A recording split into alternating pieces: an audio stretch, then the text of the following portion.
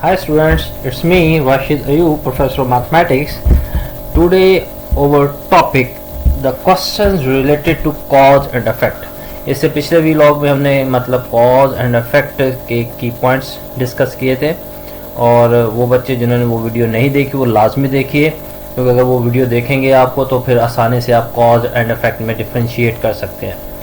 तो जिन्होंने वो वीडियो देखी हुई है तो आज उनको बड़ी आसानी होगी कॉज एंड इफेक्ट को डिफ्रेंशिएट करने हुए तो एमडी कैट के जो पिछले क्वेश्चन हैं वो भी आज मैं डिस्कस करने जा रहा हूँ, जो कि पिछले पेपर में आए हैं 2021 में और एक क्वेश्चन 2022 में।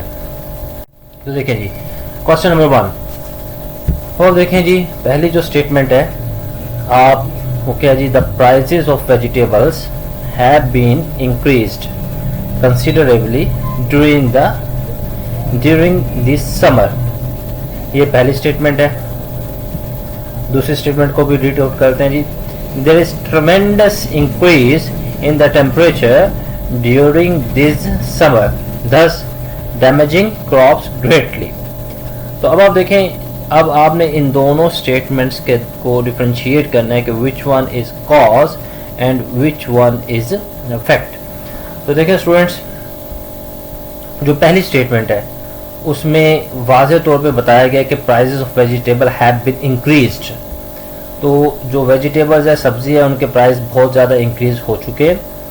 और जो दूसरी स्टेटमेंट में है उसमें उसकी वजह बताई गई है, there is a tremendous increase in temperature में क्योंकि इजाफा हो चुका है और ड्यूरिंग दिस समर 10 जिसकी वजह से बहुत सारी फसलें तबाह हो चुकी है। तो क्योंकि फसलों का तबाह होना उससे क्या हुआ है कि जो डिमांड थी वेजिटेबल्स की मार्केट में वो ज़्यादा हो गई, लेकिन वेजिटेबल्स मार्केट में कम है due to destroy of the crops. इसलिए आपके पास जो बी ऑप्शन है this is the right option, कि जो दूसरी स्टेटमेंट है ये आपके पास कॉज है और जो पहली स्टेटमेंट है ये आपके पास अफेक्ट है।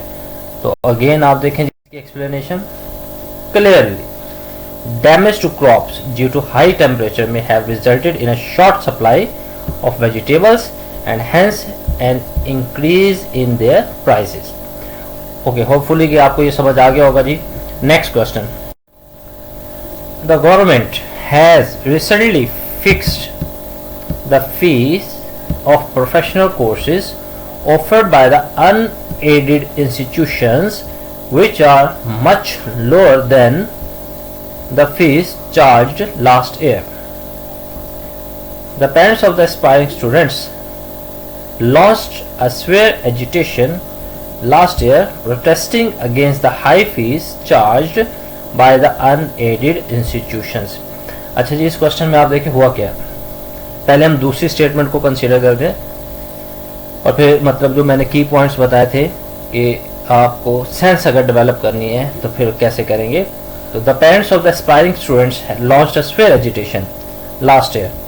तो एक भरपूर तरीके से तहरीक चलाई गई protesting against the high fees charge by the unaided institutions, कि जो अनएडेड इंस्टीट्यूशंस हैं उनकी तरफ से बहुत ज़्यादा फीस चार्ज की जा रही है। Therefore the government has recently fix the fees of professional courses offered by the unaided institutions which are much lower than the fees charged last year. So second is the cause. Second आपके पास वजह है, reason है जिसकी वजह से जो statement 1 है वो अफेक्ट के तौर पे नज़र आती है। So in this question beta is the right answer.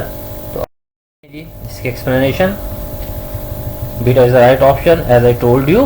The parents protest against high fee being charged by the institution unaided institutions, therefore government interfere and fix the fees at a more affordable level.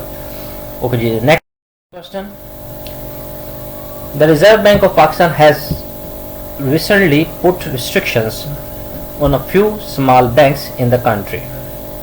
तो देखिए जो restrictions है वो small bank के ऊपर लगाई गई है कंट्री में। The small banks in the private and cooperative sector in Pakistan are not in a position to withstand the competitions of the bigger one, the public sector.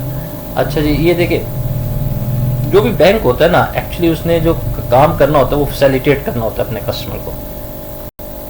तो जो बैंक बेहतर तरीके से सर्व करेगा अपने कस्टमर को, सिक्योरिटी प्रोवाइड करेगा अपने कस्टमर को और फैसिलिटेट करेगा, तो डेफिनेटली जो कस्टमर है वो उसी तरफ जाएंगे, वो जो लोग है, क्राउड है, वो उसी तरफ जाएगा।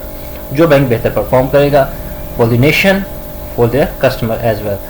तो जो स्मॉल बैंक है, ऑब्वियसली उनकी सिक्योरिटी का इशू हो सकता है, ऑब्वियसली उनकी जो सर्व है टू द कस्टमर वो अच्छी नहीं हो सकती, वो अच्छी खिदमत नहीं कर रहे होंगे अपने कस्टमर्स की और फैसिलिटेट नहीं उनको कर रहे होंगे।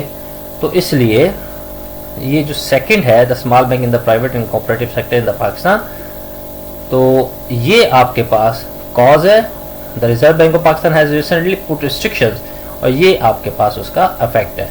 तो अब आप देखें कि जो बीटा आपके पास है, this is the right option, कि जो सेकंड स्टेटमेंट है वो आपके पास कॉज और जो फर्स्ट स्टेटमेंट है ये आपके पास इफेक्ट। तो एक्सप्लेनेशन देखते हैं इसकी।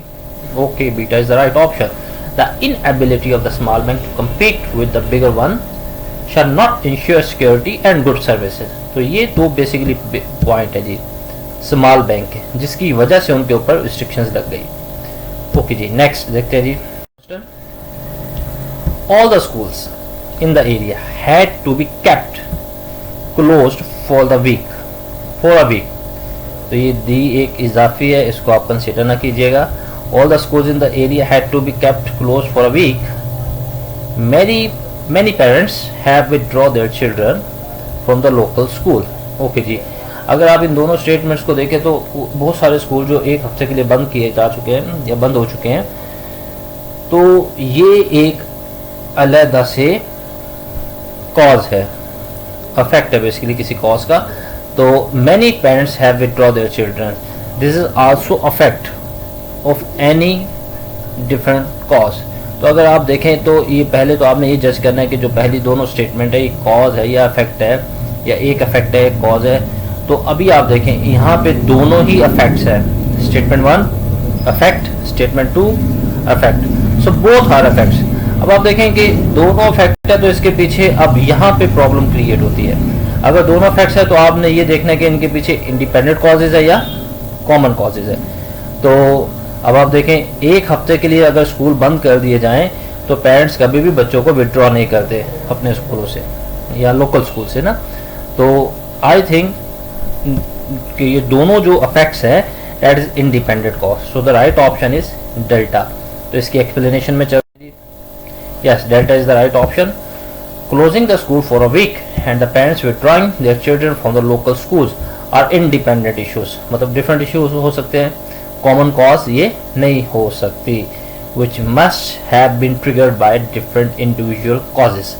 So independent causes I already told you about the explanation of this question। Okay जी, next question।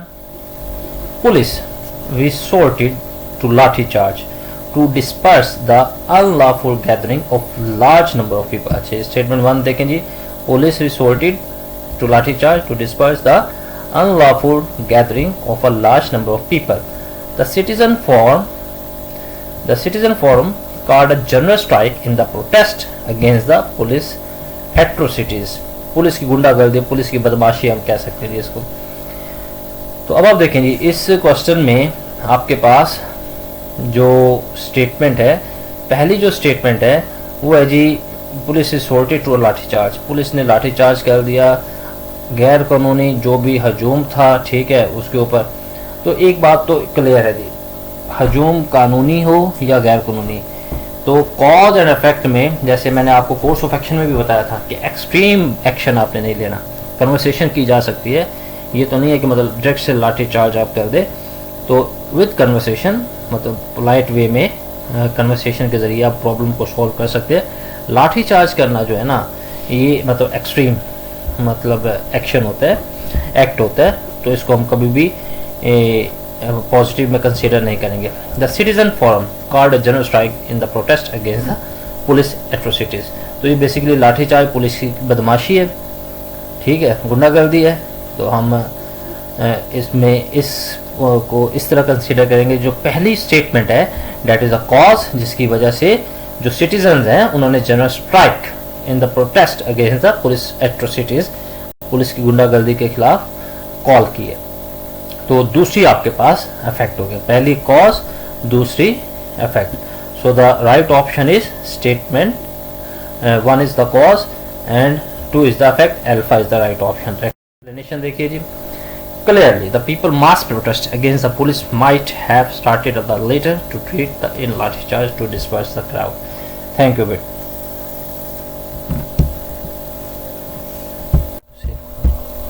एक स्लाइड होगा ना,